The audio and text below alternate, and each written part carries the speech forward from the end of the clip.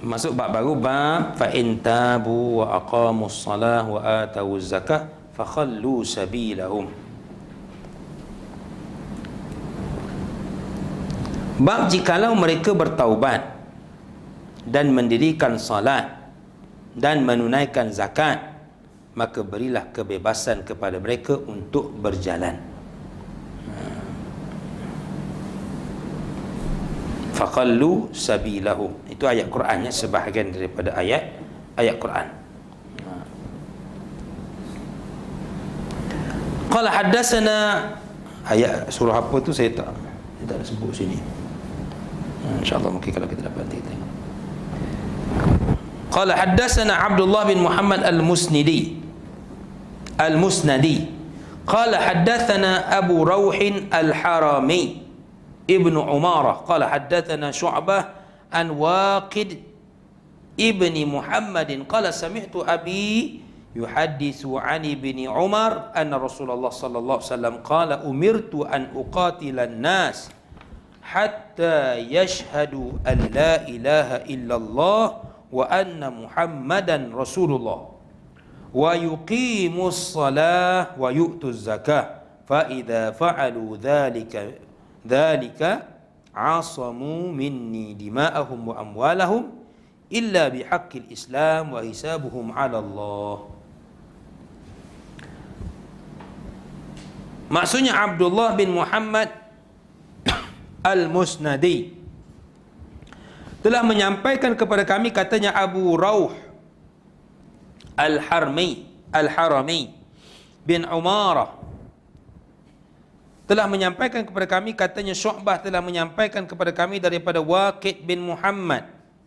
Kata Waqid bin Muhammad, aku telah mendengar bapaku menyampaikan daripada Ibnu Umar bahwasanya Rasulullah sallallahu alaihi wasallam bersabda,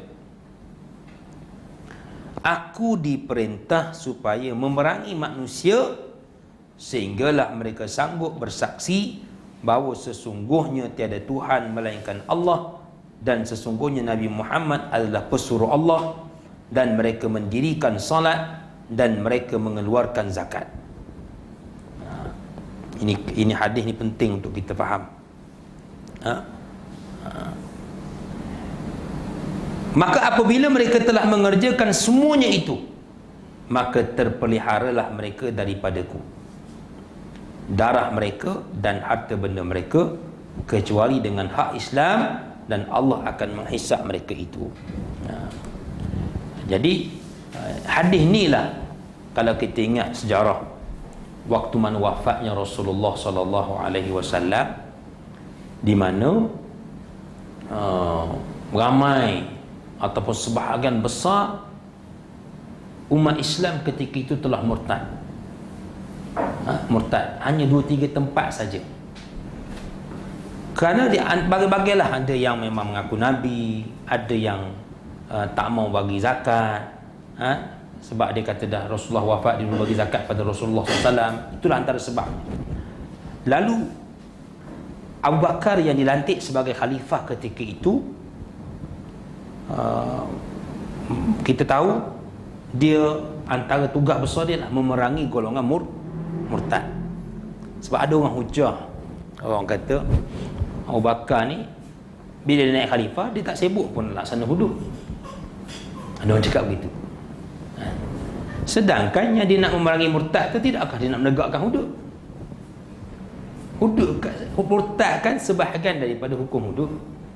Bila dia nak memerangi golongan murtad tu, itu sebahagian daripada dia nak menegakkan hukum hudud itulah. Ada orang kata dah, Abu Bakar dia tak sibuk pun dengan hukum hudud. Dia sibuk di pahaman tu. Balik pada tadi. Jadi Umar di antara orang yang tak setuju dengan pandangan Abu Bakar bila Abu Bakar nak memerangi tadi. Dia berhujah dengan Abu Bakar Siddiq dan menggunakan hadis ni. Kamu nak letak mana ni? Mereka dah mengucap ni. Tapi Allah nak kata bahawa betul pemilihan Abu Bakar ketika itu, bila mana Abu Bakar dia kata balik. Kan dalam hadis tu kata wa yuqimus salah wa itu zakah tu sekali. Tidak sekadar mengucap 2 kalimah syahadah. Sehingga Abu Bakar kata wallahi law manu demi Allah, kalau mereka tidak menunaikan kefaduan sebagaimana mereka tunaikan kepada Rasulullah SAW, nescaya aku akan perangi mereka. Jadi bila Umar dengar macam tu, Umar kata Masya Allah, memang Umar pun kata, aku tidak lihat orang yang telah dibuka pintu hatinya sebagaimana dibukakan kepada Abu Bakar As-Siddiq radhiyallahu. Seolah-olah aku pernah pertama kali baru mendengar hadis ni, padahal dia dengar dah kan. Seolah-olah macam Umar tak terima kewafatan Nabi, satu cerita juga kan. Sebelum tu bila Umar di antara orang yang tak angkat pedang, siapa kata Muhammad wafat aku nak pancung kan. Sehingga Abu Bakar datang masa tu, Abu Bakar naik mimbar baca ayat Quran kan. Abu Bakar sebut Abu Bakar kata, man kana ya'budu Muhammadan fa inna Muhammadan qad mat. Siapa di antara kamu yang mengabdikan kepada Muhammad, Muhammad dah mati, dah wafat. Wa man kana ya'budu Allah fa inna Allah hayyun la yamut. Siapa yang mengabdikan diri kepada Allah, Allah itu hidup dan tak pernah mati. Lalu Abu Bakar baca wa ma Muhammadun illa rasulun qad khalat min qablihi rusul afa imma ta'aw qutilan qalabtum ala aqabikum wa man yanqalib ala aqibai fala yadullah syai'an. Jadi bila Umar dengar ayat tu, jatuh pedang ni. Dia kata macam aku tak pernah dengar ayat tu, macam padahal dia dengar dah sebelum tu. Bila Abu Bakar bacakan ayat tu, dia kata seolah-olah itulah pertama kali aku pernah mendengar ayat tu bila dibacakan oleh Abu Bakar As-Siddiq. Ini nak ceritanya, ada kadang Allah beri kelebihan-kelebihan tertentu pada orang ni yang dia menggunakan ayat Quran ataupun istimbatnya ayat tu kena pada masa yang bersesuaian tu. Ini kelebihan yang Allah beri kepada Abu Bakar. Begitu juga dalam kes memerangi golongan murtad ini. Di antara orang yang menentang sangat, kita kata dalam syura lah mereka, ialah Abu Bakar, Umar.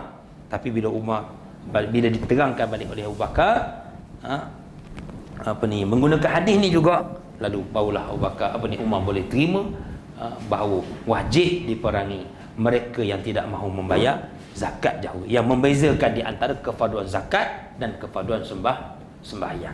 Jadi itu cerita dia. Jadi hadis ni balik pada tadi, Nabi SAW sebut Nabi diperintahkan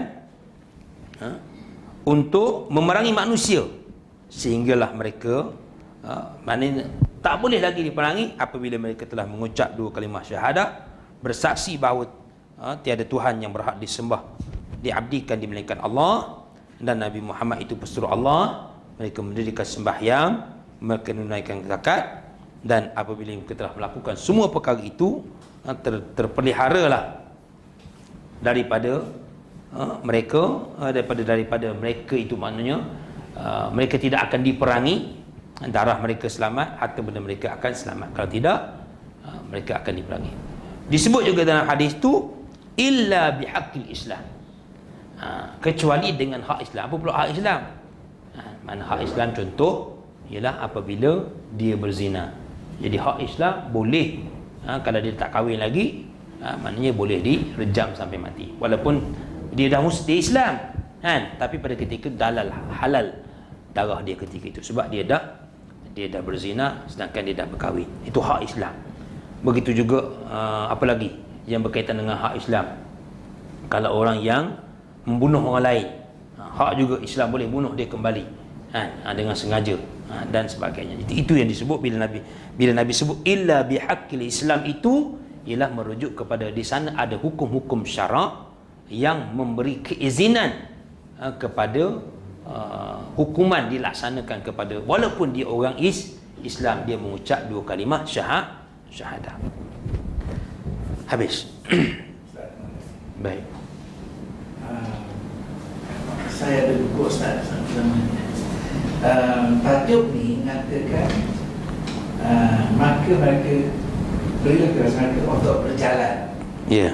Faqallu sabilahu. Tapi di sini bila menerang hadis ni tak ada langsung berjalan. Apa maksud berjalan? Ya.